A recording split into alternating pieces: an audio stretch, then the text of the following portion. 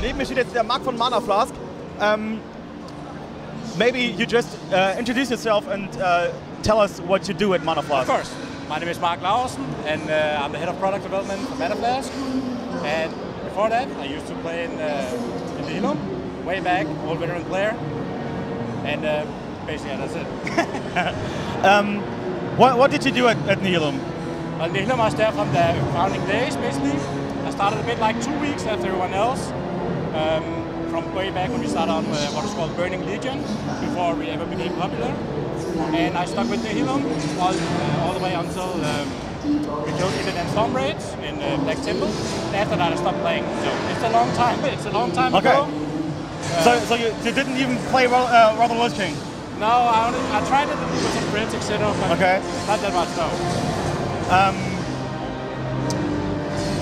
What is the most fun story you remember from playing in Nihilum?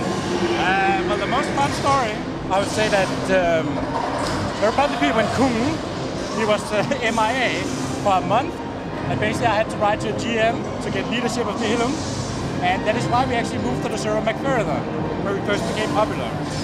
And that's kind of a fun anecdote, because he was MIA for a whole month, and we always had a lot of fun with that. Okay. Tell me a bit about the old days. How was raiding back then? How did you prepare with the 40 man, and how difficult was it? Well, I think that the 40 man raids back then were actually fun. Like Strat Homer, we did that with 40 men. That was pretty fun. And all the old instances that are basically only like 5 men now, they were really fun back then. But otherwise, some of the best things, I would say that with 40 men, it really allowed for perhaps a more, not casual, but a more open approach to raiding, which meant that you didn't have to have cookie-cutter specs or a bit of specific specs, perhaps, And anyone could spec a bit like you wanted to and still be able to achieve in the game. And I also think that you actually spent less time back then playing than you do now, and I kind of prefer that. Today, everyone is very, very enthusiastic. They really want to be number one. They want to raid really much a lot. Back then, it was a little bit more relaxed. Okay. So I prefer them more relaxed. Yeah. So you were one of those laggers who just walked behind the other 39 guys? Nah. I've always been, almost from the beginning, I became an officer. Yeah. So I've always been raid leading. When Kung was not raiding us, I was one of the guys who used to raid lead us, etc. Yeah. So yeah, a lot of raid leading, a lot of guild organization, organizing everything. Yeah. So leading a guild takes a lot of time. Really. I mean, it's a big job. It really is. And I think it has a lot to do with like human resource management, really. I mean, if you want to lead a good guild, you have to be able to understand people, you have to be able to plan well, to schedule well. And if you can do that, you can achieve a lot. Because basically, I mean, you are a human resource manager, and you need to manage all these people from all over the world, really. So it's a tough job. You always were a multinational guild. How did you manage, I'd say, language barriers? Language barriers. Well, we always had English as a strong requirement to join. And well, otherwise, I mean, in the beginning, we weren't that many in Nihilum. So we actually merged with another guild on Burning Legion, a Swedish guild.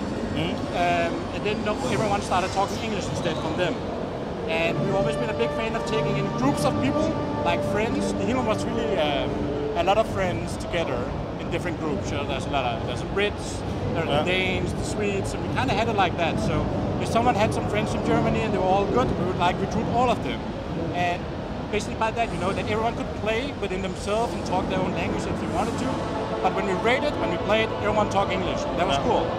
What was the most fun instance you played? The most fun?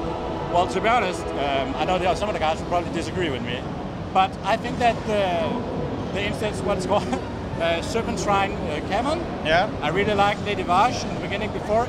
I think one of the very first versions of her before she was nerfed. I really loved that because it was extremely, extremely hard.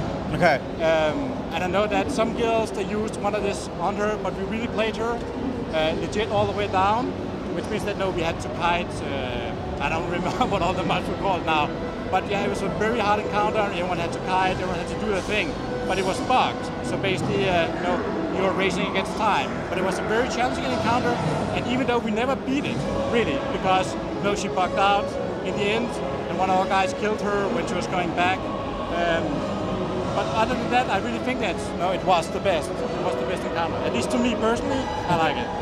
Thank you for this interview. It was very informative. And all right. Für euch vielen Dank fürs Zuhören.